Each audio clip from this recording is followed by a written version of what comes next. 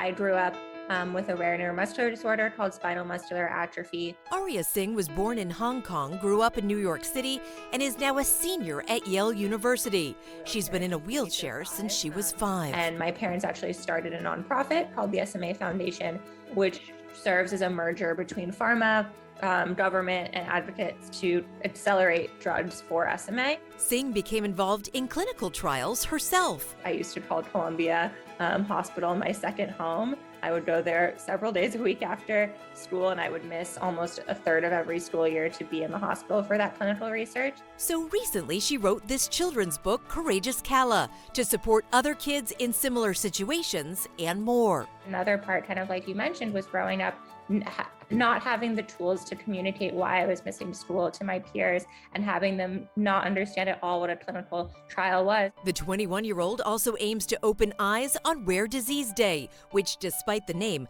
affects a lot of people. I think right now are 7,000 rare diseases that affect 30 million Americans. The focus on rare diseases has increased. Singh has seen innovation, loyalty, and commitment from pharma scientists and patients that's making a difference. I do think clinical trials and drug development are incredibly life-saving and life-changing for rare disease patients in a way that simply could not have happened more than 20 years ago. 3 drugs have been approved by the FDA for SMA patients in recent years. Singh is taking Evrysdi.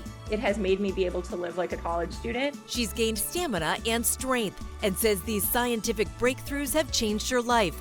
And she's not alone. It gives SMA patients an ability to kind of dream and hope for a life that extends beyond survival and disease management into one of being able to thrive and live that life beyond disease.